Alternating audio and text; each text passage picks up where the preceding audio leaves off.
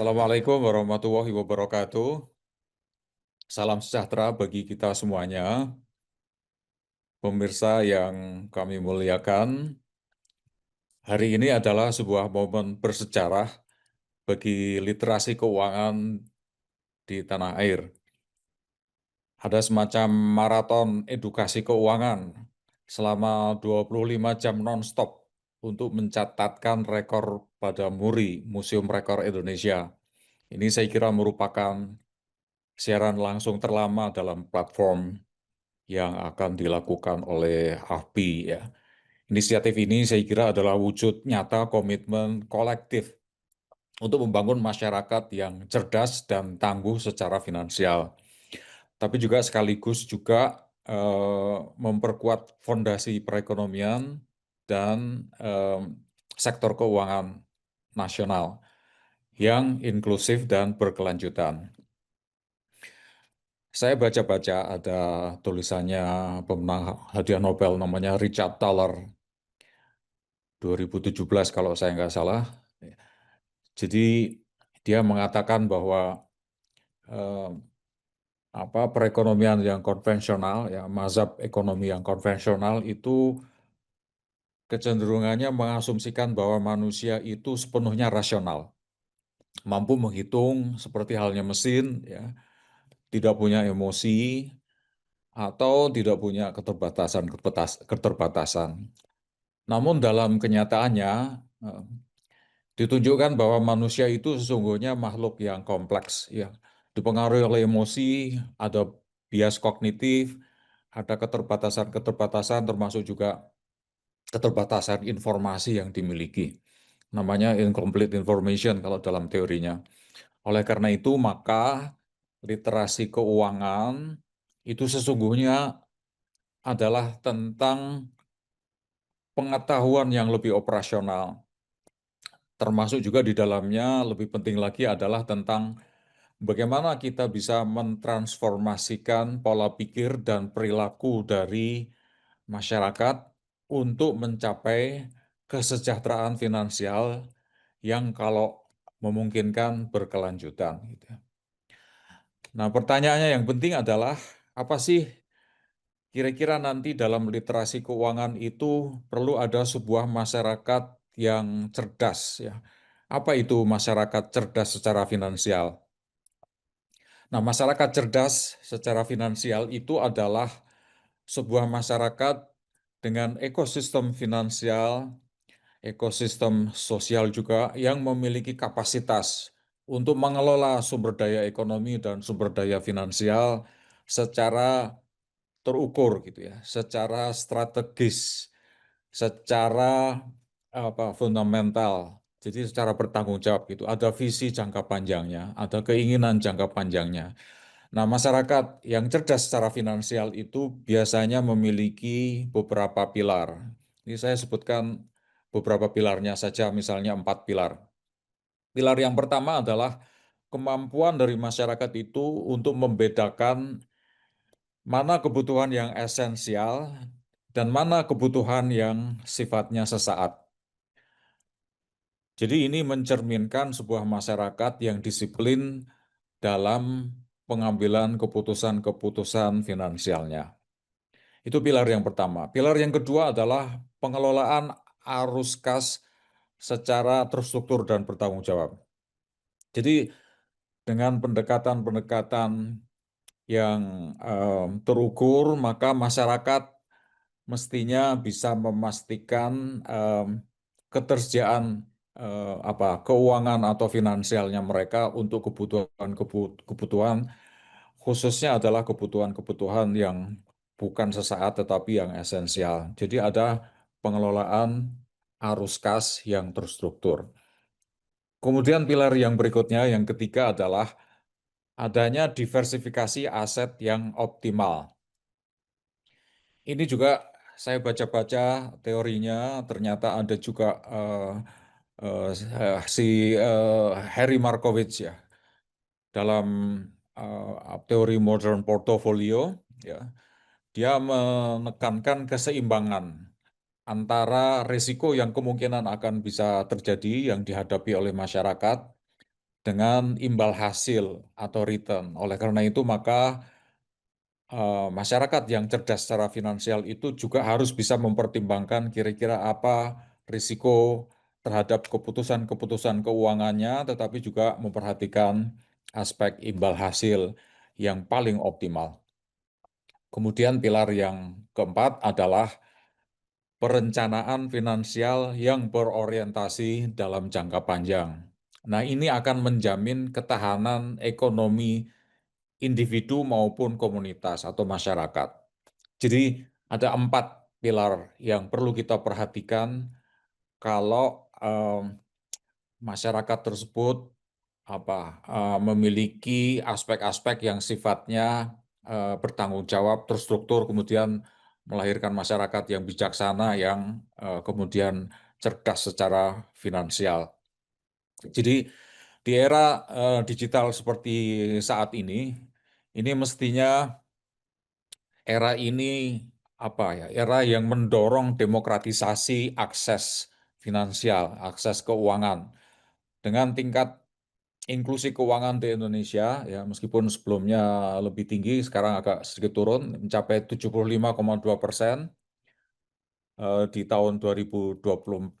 Itu saya kira kita sebagai masyarakat harus lebih mengenal informasi-informasi dan saluran-saluran yang sifatnya lebih terdigitalisasi. Tetapi kita juga perlu ingat bahwa di samping atau di balik kemajuan ini, sesungguhnya muncul tantangan yang baru. Antara lain adalah kompleksitas risiko finansial yang meningkat seiring dengan penetrasi teknologi informasi, termasuk juga digitalisasi tadi. Kemudian karena itu maka literasi keuangan harus bergerak melampaui penyediaan informasi menuju transformasi perilaku dari individu maupun masyarakat. Nah, ini akan memungkinkan masyarakat untuk mengambil keputusan yang tidak hanya rasional, tetapi juga adaptif terhadap dinamika perekonomian yang modern, yang lebih terdigitalisasi. Nah, berikutnya pertanyaannya adalah bagaimana tren perilaku finansial dari sisi perspektif dari pengawasan mikroprudensial, ya. Ada makroprudensial, ada mikroprudensial. Makroprudensial dilakukan oleh Bank Indonesia. Mikroprudensial dilakukan oleh Otoritas Jasa Keuangan. Nah, kami di Badan Supervisi Otoritas Jasa Keuangan mengamati dan mengkaji dinamika yang menggembirakan, tetapi juga sekaligus menantang dalam perilaku keuangan pada masyarakat di Indonesia. Seperti misalnya penetrasi pembayaran digital yang telah mencapai hampir 90%, ya, 87% pada 2024 yang lalu. Sementara inklusi kredit, ya terutama yang digital itu tumbuhnya 34% secara tahunan. Jadi ini menunjukkan ada fenomena baru, ya, meskipun akses menjadi semakin luas, tetapi ini tidak selalu diimbangi dengan pemahaman risiko yang cukup memadai. Jadi hal ini berpotensi untuk menciptakan sejumlah ancaman. Ya. Antara lain adalah misalnya, yang pertama, misalnya konsumsinya naik, ya, konsumsi berbasis kredit digital misalnya, untuk kebutuhan kecenderungannya sekarang ini jangka pendek. Nah, ini ada landasan teorinya juga. Kalau di dalam economics, kebetulan kami pengajar di Departemen Economics di UGM. Jadi seorang ekonom namanya Milton Friedman itu menyampaikan proyeksinya mengenai konsumsi permanen. Ya, ya perilaku ini dapat dianggap rasional jika didukung oleh ekspektasi yang relatif stabil. Jadi ada konsumsi permanen untuk ekspektasi pendapatannya yang relatif stabil. Tetapi tanpa perencanaan yang cukup, perencanaan yang komplit, yang komprehensif, maka kecenderungan masyarakat untuk meminjam dalam jangka pendek yang tanpa perencanaan yang matang itu akan berisiko menciptakan jebakan utang, ya. Dan ini bisa menjadi jebakan yang sifatnya sistemik, yang pada akhirnya akan berakibat buruk pada stabilitas keuangan dari keluarga atau individu atau masyarakatnya. Ini beberapa fenomena yang kita hadapi di Indonesia.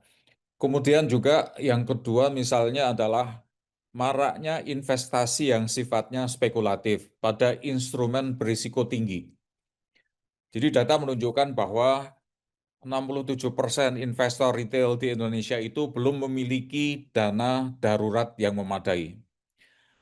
Atau sekarang mungkin sudah naik ya angkanya. Jadi dalam kerangka keuangan keperilakuan ya, fenomena yang seperti ini itu sering disebut dengan masyarakat yang overconfidence atau terlalu percaya diri bahwa suatu saat nanti saya akan pasti bisa membayarkan kembali utang saya misalnya.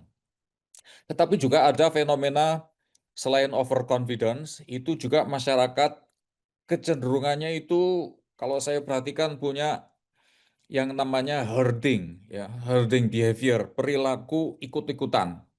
Nah, ini seringkali juga tidak menguntungkan bagi sebuah masyarakat yang memiliki perilaku yang seperti ini. Karena perilaku ikut-ikutan itu kecenderungannya mengesampingkan prinsip-prinsip rasionalitas. Jadi apa yang dilakukan oleh tetangga kemudian diikutin oleh tetangga berikutnya dan seterusnya akhirnya lama-lama semua dalam satu desa, satu kampung kemudian ikut-ikutan. Padahal tidak perlu atau tidak butuh. Kemudian yang lain lagi contohnya misalnya adalah kerentanan terhadap eh, penipuan finansial dan investasi yang sifatnya ilegal.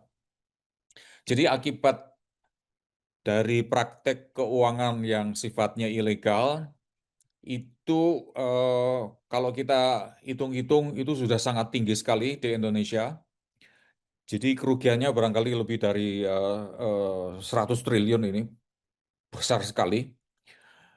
Beberapa data yang dikoleksi oleh PPATK juga, kebetulan kami juga membantu Pak Ketua PPATK, itu juga menunjukkan apa nilai kuantitatifnya itu yang luar biasa besar.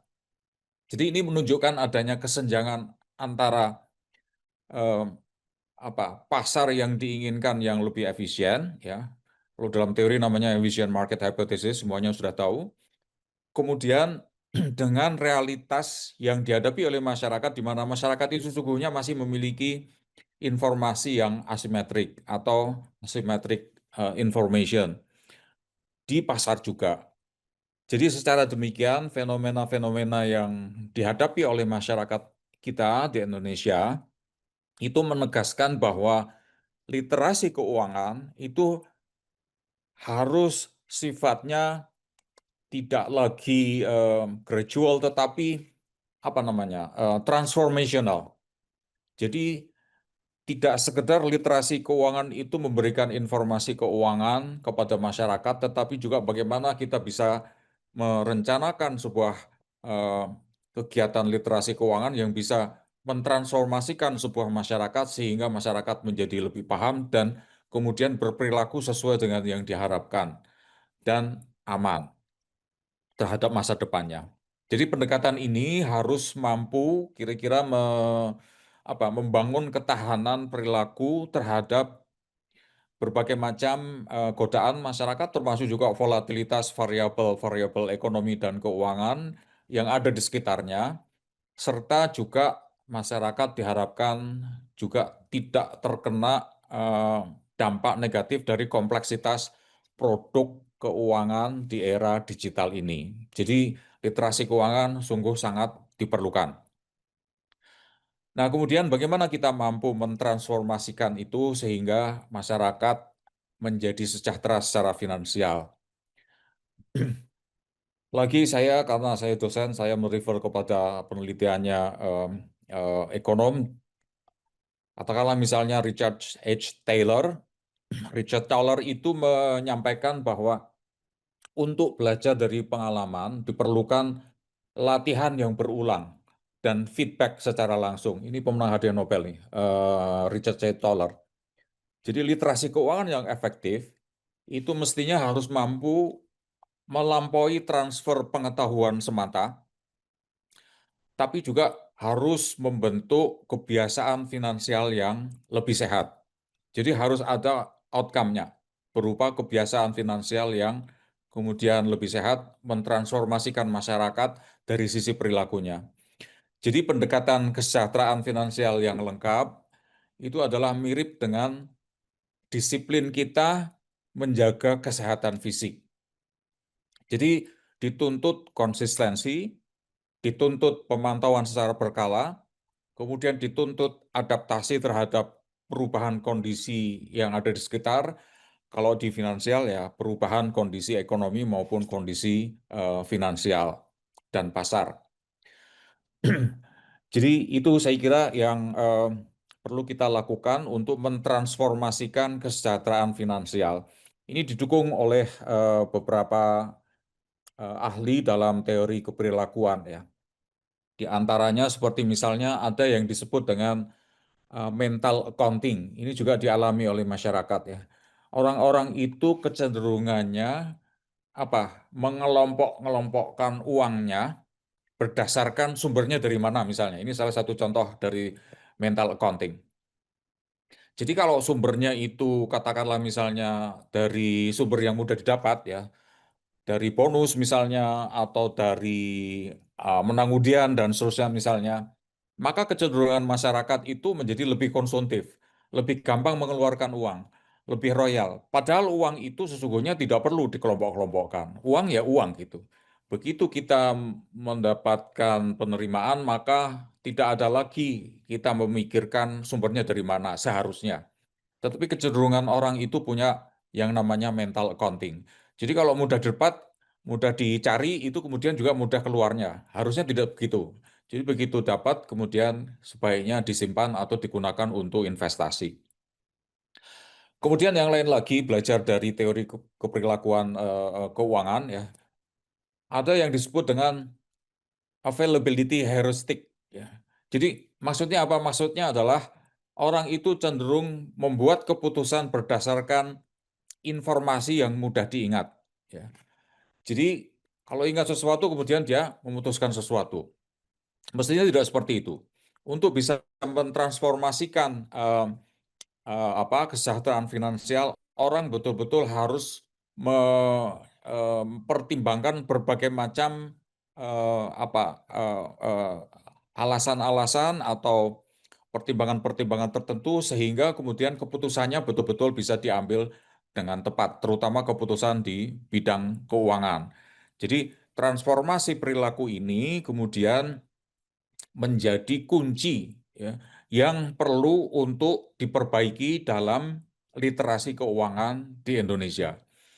Jadi masyarakat dideteksi perilakunya, kemudian dari situ diperbaiki perilakunya, harapannya nanti kemudian akan bisa memperbaiki outcome dan output dari literasi keuangan yang sama-sama sudah kita lakukan dan ke depan akan menjadi lebih transformasional. Lalu pertanyaan berikutnya yang cukup penting saya kira adalah bagaimana sih peran kolaborasi dalam membangun ekosistem keuangan yang lebih kuat? Jadi saya kira masyarakat dengan supremasi hukum yang lemah dan institusi, terutama institusi ekonomi dan juga institusi non-ekonomi yang cenderung eksploitatif, itu tidak akan menghasilkan apa namanya pertumbuhan, tetapi juga pendalaman sektor keuangan yang berkelanjutan.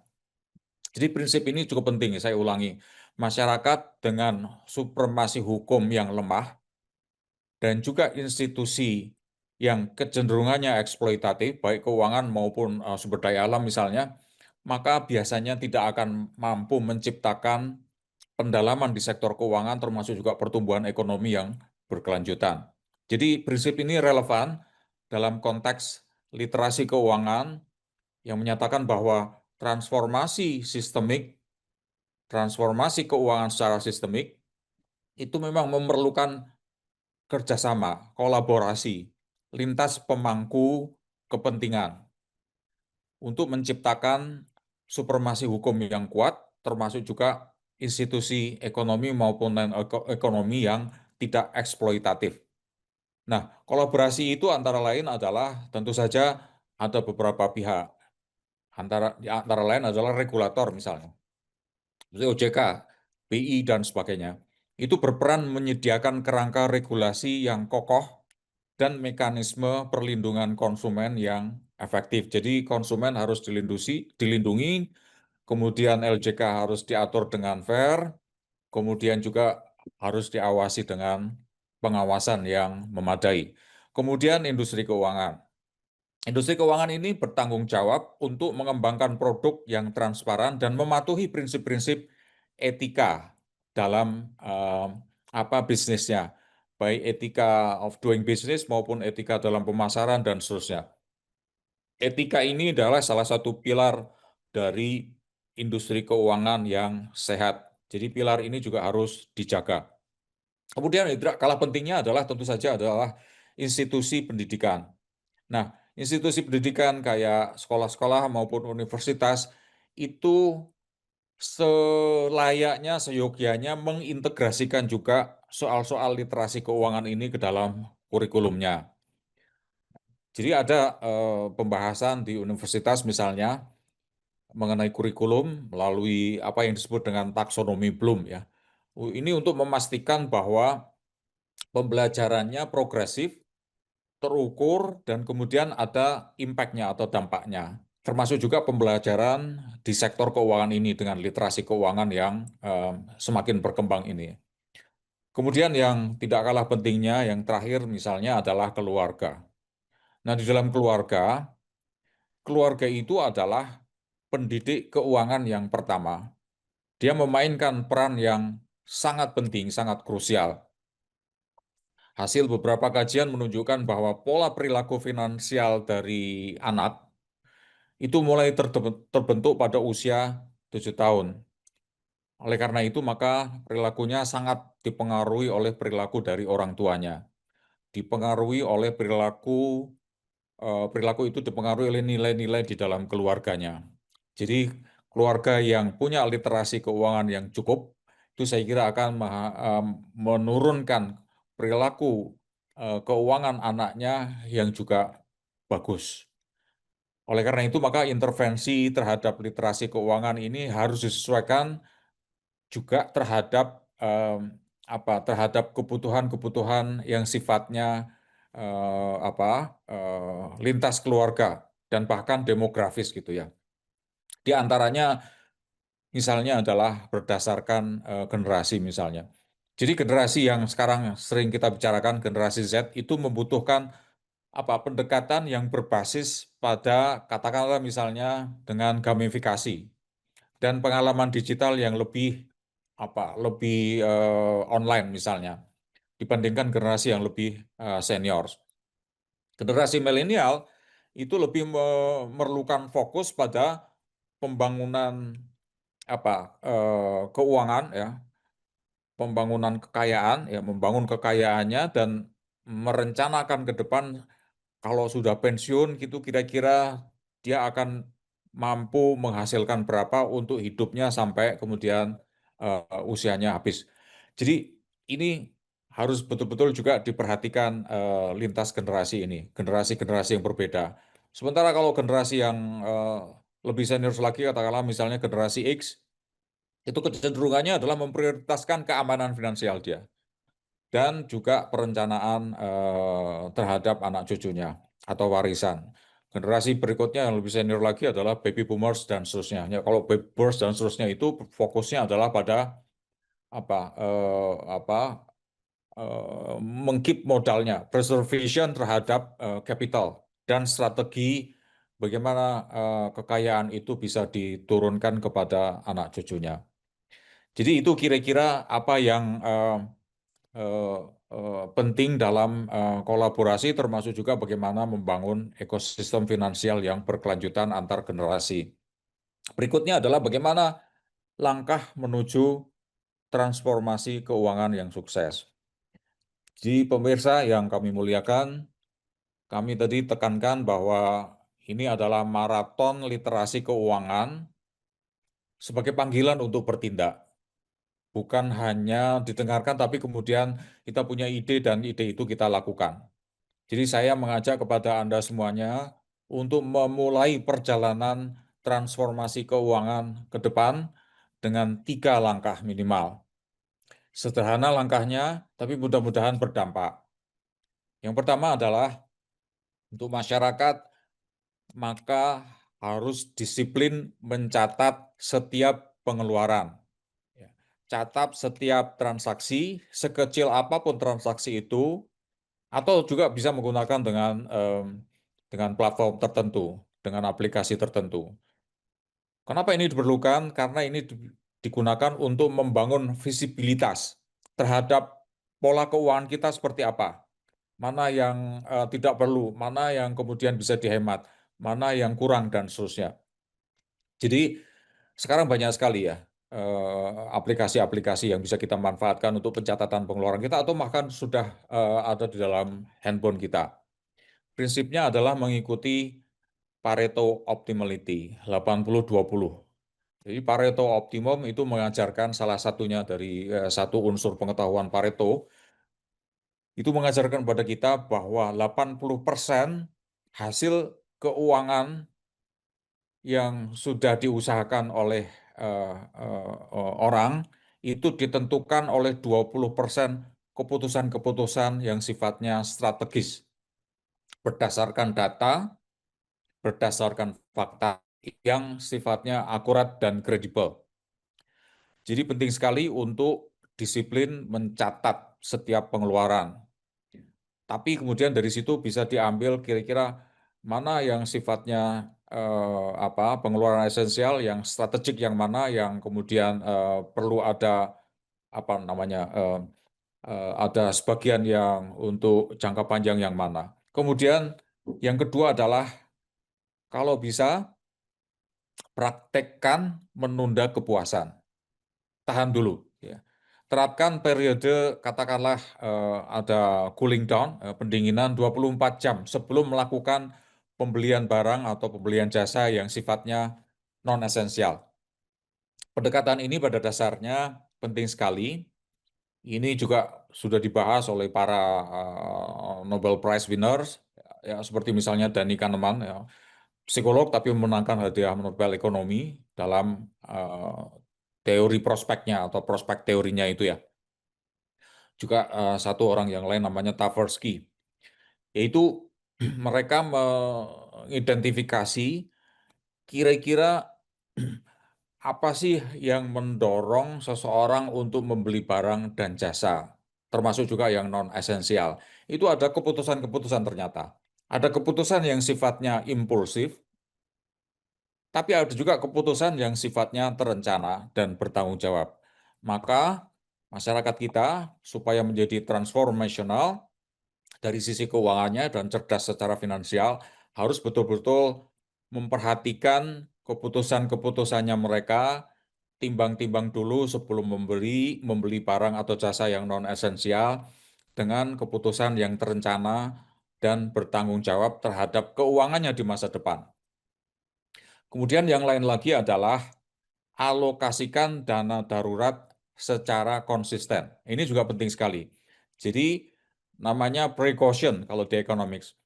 Jadi mengalokasikan dana-dana yang sesungguhnya kita bisa alokasikan itu, tapi karena kemudian kita merasa bahwa kita perlu untuk membeli barang yang non esensial, akhirnya terlupakan itu. Padahal itu penting.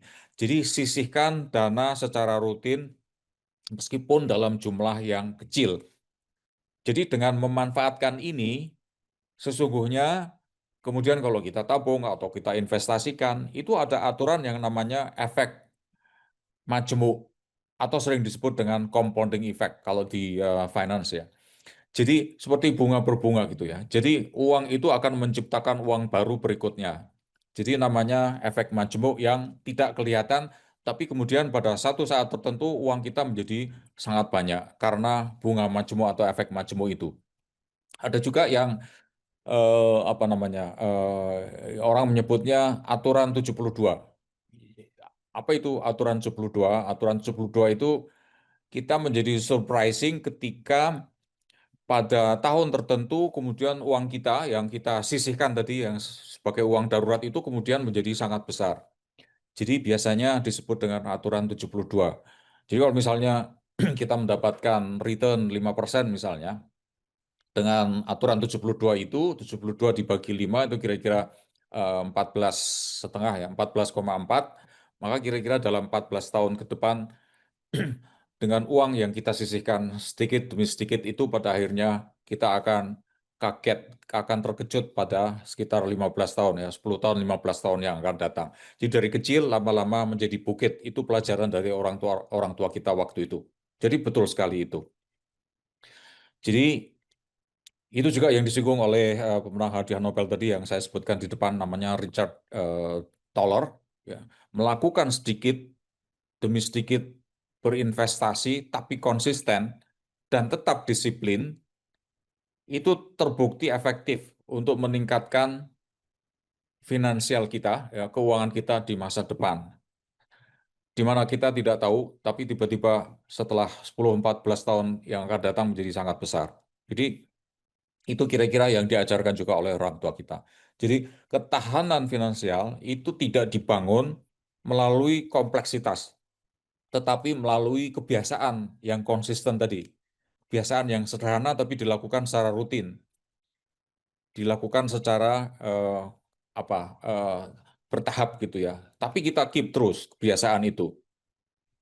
Maka kalau bisa kembali lagi seperti zaman dulu, masyarakat itu didorong bagaimana untuk menyisihkan sebagian pendapatannya untuk ditabung atau diinvestasikan.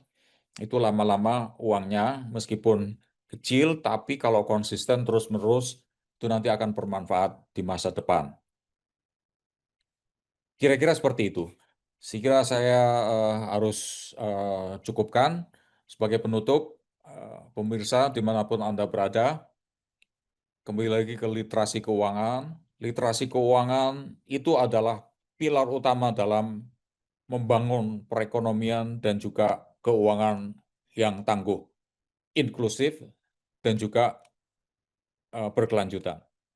Masyarakat yang cerdas secara finansial itu masyarakat yang mampu mengalokasikan sumber daya keuangannya secara optimal, tapi juga memitigasi risiko-risiko atau meminimalkan risiko-risiko yang mungkin terjadi di depan, ya, secara proaktif, dan juga masyarakat yang mampu merancang masa depannya dengan lebih bertanggung jawab, lebih strategik, dan juga pada akhirnya lebih tenang hidupnya.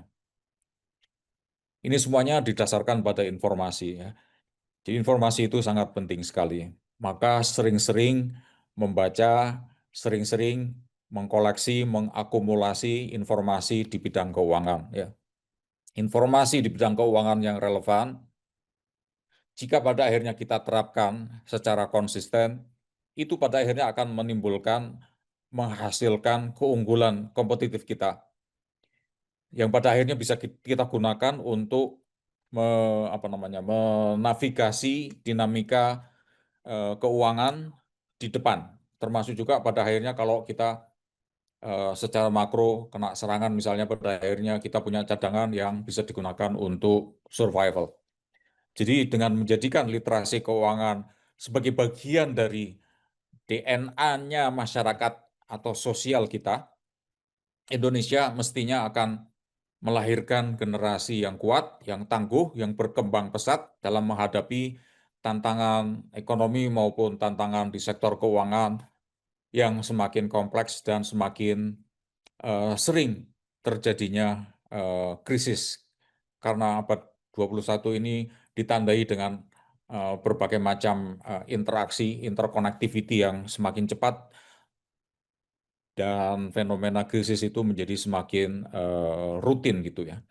Oleh karena itu, maka marilah kita wujudkan masyarakat Indonesia yang cerdas secara finansial, dimulai dari diri sendiri, dimulai dari keluarga kita, dimulai dari komunitas kita, akhirnya membesar ke apa ke desa, kemudian ke kabupaten, kemudian ke provinsi, akhirnya menjadi masyarakat nasional yang cerdas secara finansial.